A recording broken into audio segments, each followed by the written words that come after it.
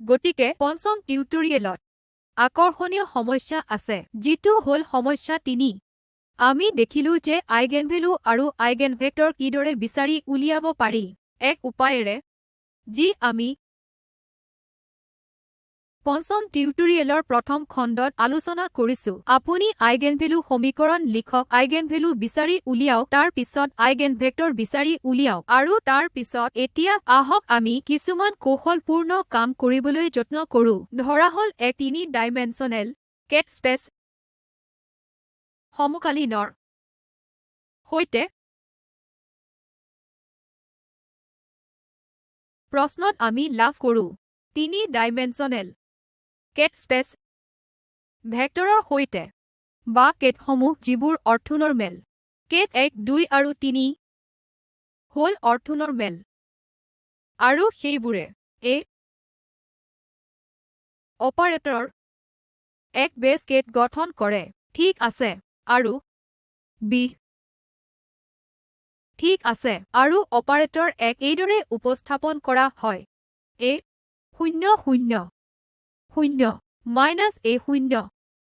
0 0 minus এ এইটো হল operator এ operator বিত আমি পাওঁ যে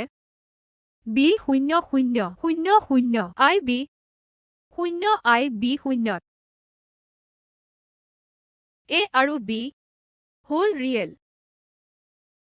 আপুনি দেখা পোৱা প্ৰথম অপাৰেটৰ আপুনি সহায়কভাৱে আইগেনভেলু সমীকৰণ ব্যৱহাৰ কৰিব পাৰে আপুনি আইগেনভেলু সমীকৰণ ব্যৱহাৰ কৰাৰ প্ৰয়োজন নাই গতিকে ডায়গনেল মেট্ৰিক্স গতিকে আপুনি ইয়াৰ পৰা চাব পাৰে আৰু ক'ব যে আইগেনভেলু কি গতিকে আইগেনভেলু হ'ব এ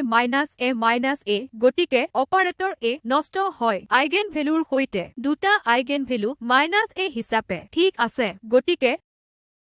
আহক আমি চাওঁ অপাৰেটৰ বি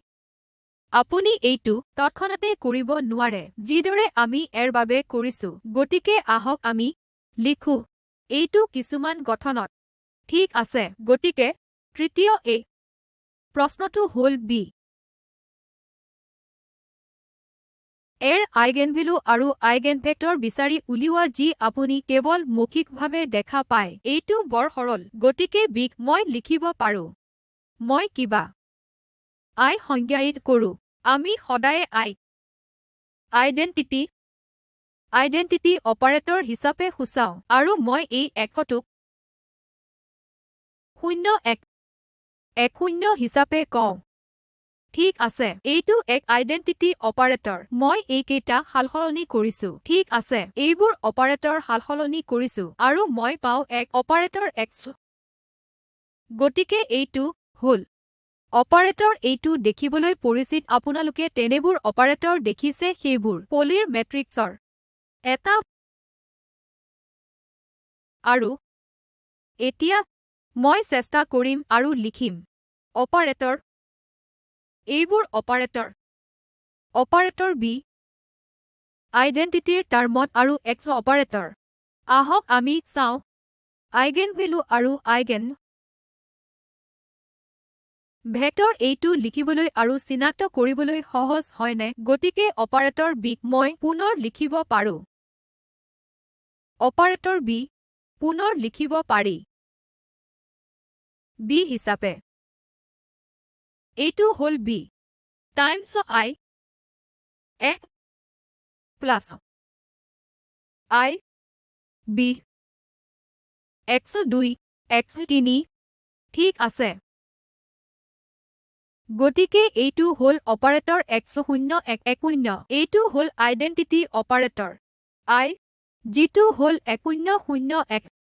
ঠিক আছে আৰু আপুনি ইয়াৰ পৰা দেখিব যে সেই এক্স হল হাৰ্মিচিয়ান অপাৰেটৰ যদি আপুনি এক্স ডেগাৰ গ্ৰহণ কৰে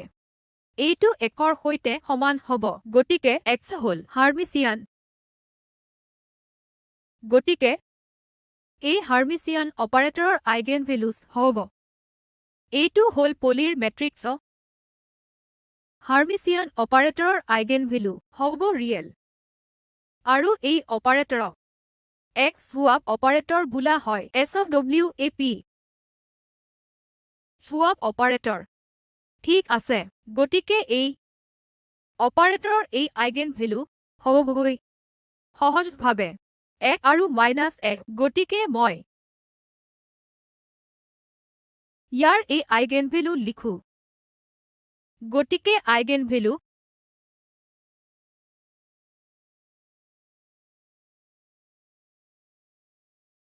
অপাৰেটৰ x হ'বগৈ +1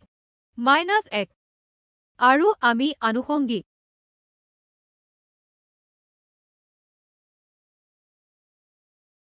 আইগেন ভেক্টৰ লিখিব পাৰো যিহেতু আপুনি এই আনুষংগিক আইগেন ভেক্টৰ লিখিব পাৰে 1 2 1 হৰণ √2 কেট হিচাপে কেট 1 আৰু 2ৰ টাৰ্মত ঠিক আছে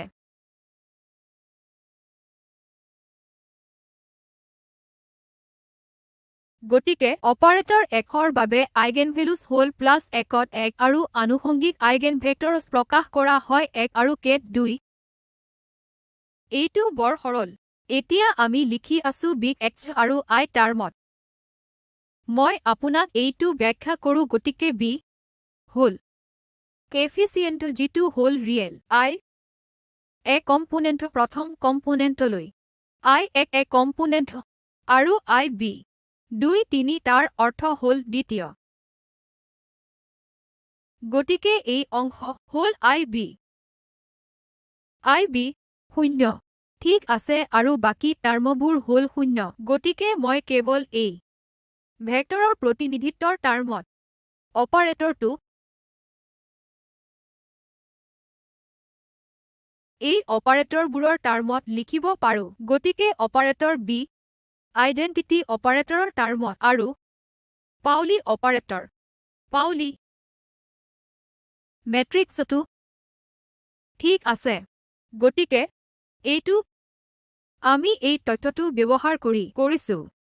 আৰু আমি ইয়াত পাওঁ যে আমি বিৰ আইগেন ভেলু আৰু আইগেন ভেক্টৰ গণনা কৰিব পাৰো নে আমি ইয়াত যি পাওঁ সেয়া হ'ল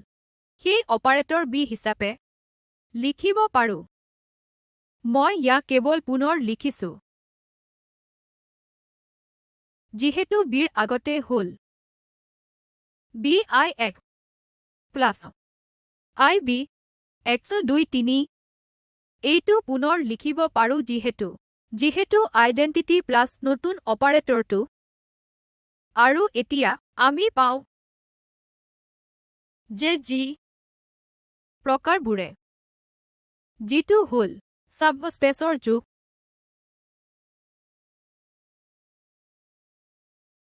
এইটো যোগফল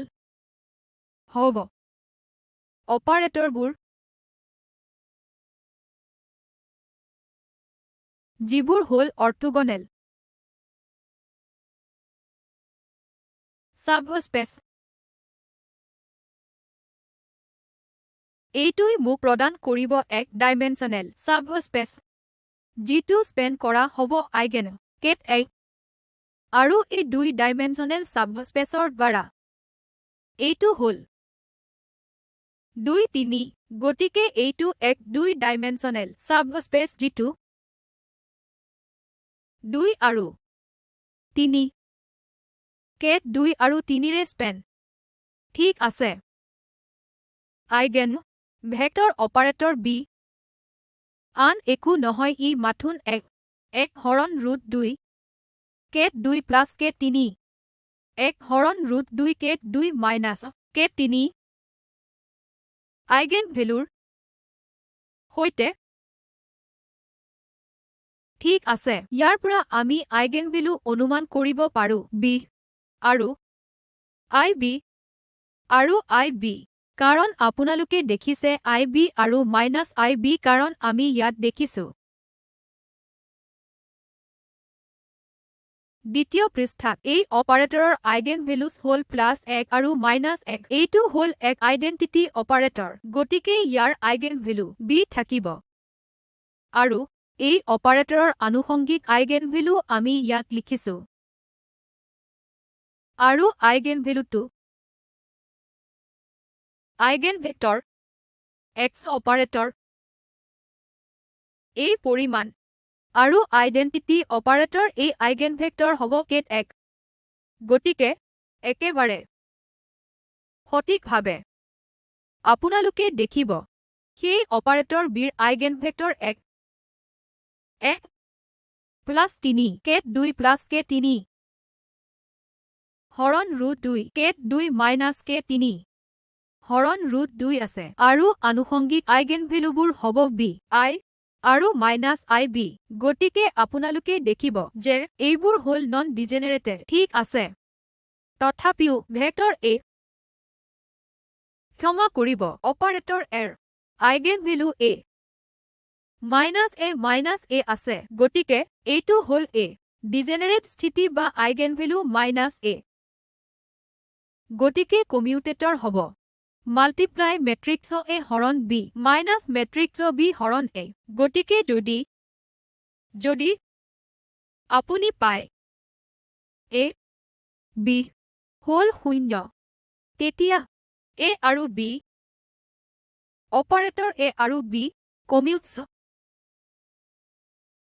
ঠিক আছে গতিকে এইটো আপুনি পৰীক্ষা কৰিব লাগিব অনুগ্ৰহ কৰি এইটো পৰীক্ষা কৰক ঠিক আছে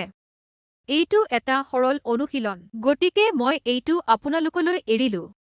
পৰৱৰ্তীটো হ'ল অৰ্থগোনেল কেট নতুন সমষ্টি বিচাৰি উলিওৱা এতিয়া আমাৰ এটা অৰ্থগোনেল কেট 1 2 আৰু 3 ৰ সমষ্টি সেট আছে আমাৰ প্ৰদান কৰা আপুনি অৰ্থগোনেল কেটবোৰৰ এক নতুন সমষ্টি বিচাৰি উলিয়াব লাগিব যিবোৰ এ আৰু বি উভয়ৰে সমকালীন কেট হ'ব গতিকে এইটো সম্ভৱ হ'ব যেতিয়া এইটো সঁচা হ'ব গতিকে আপুনি বিচাৰি উলিয়াব লাগিব এ আৰু বিৰ সমকালীন আইগেন কেটু এইটো সম্ভৱপৰ যেতিয়া এ বি কমিউট কৰে তাৰ পিছত ইহঁতে এক সমকালীন আইগেন কেট গঠন কৰে গতিকে আপুনি ইংগিতটো পাইছে আহক আমি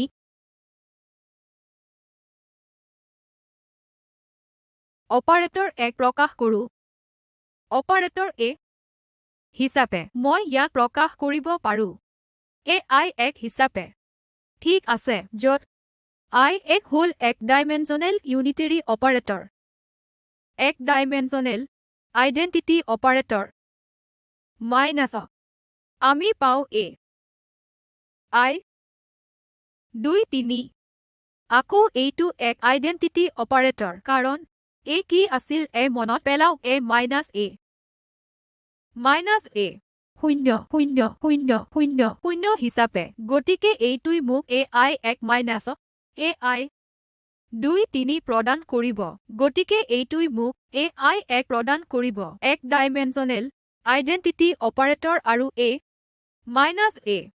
2 3 ঠিক আছে গতিকে এইটো হ'ল যি আমাৰ হাতত আছে তাৰ পিছত আমি কি কৰিম সেয়া হ'ল মাইনাছ এ মাত্ৰ এইটো মন কৰিব যে মাইনাছ এ হ'ল দুগুণ ডিজেনেৰেট ঠিক আছে গতিকে মাইনাছ এ আইগেনভেলু মাইনাছ এ হ'ল ডিজেনেৰেট এইটো হ'ল দুগুণ ডিজেনেৰেট আৰু ইয়াত আমাৰ হাতত যি আছে সেয়া হ'ল মাইনাছ এ হ'ল এৰ সৈতে 2 ডাইমেনশ্যনেল স্পেচ এইটো হ'ল দুগুণ ডিজেনেৰেট 2 ডাইমেনশ্যনেল স্পেচৰ সৈতে গতিকে সেয়েহে আমি ক'ব বিচাৰো যে এক আৰু যিকোনো জোৰাৰে মই কি বুজাইছো তাত 2 কেট 2 আৰু কে 3 আছে গতিকে এক যিকোনো জোৰাৰে সৈতে অৰ্থগোনেল ভেক্টৰটো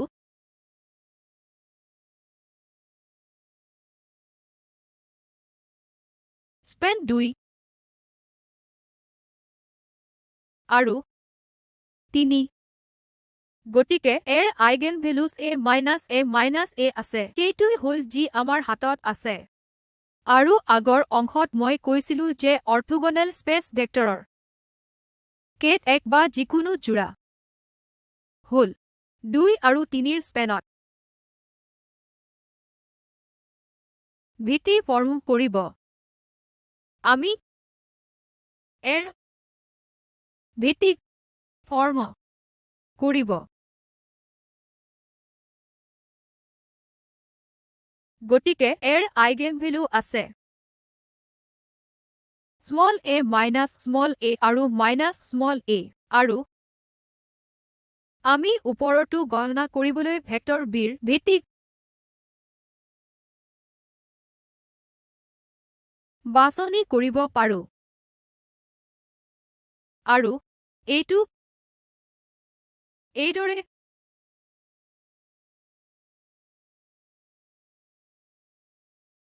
হ'ব আইগেন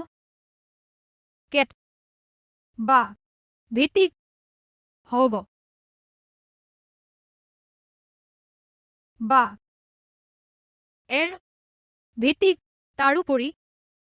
ঠিক আছে এইটো সম্ভৱ হ'ব কেৱল যেতিয়া a আৰু b কমিউট কৰে গতিকে যদি a আৰু b কমিউট কৰে আৰু যদি আপুনি bৰ বাবে a ভিত্তি বাছনি কৰে তেতিয়া স্বয়ংক্ৰিয়ভাৱে এইটো এৰ বাবেও ভিত্তি হৈ পৰিব যিহেতু b হ'ল নন ডিজেনেৰেট ইয়াৰ আছে তিনিটা আইগেনভেলু b ib আৰু মাইনাছ ib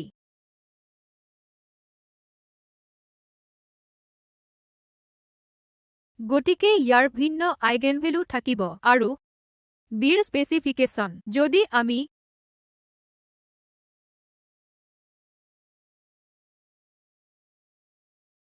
বিৰ আইগেনভেলু বিস্তৃতভাৱে দেখুৱাও তেতিয়া এইটো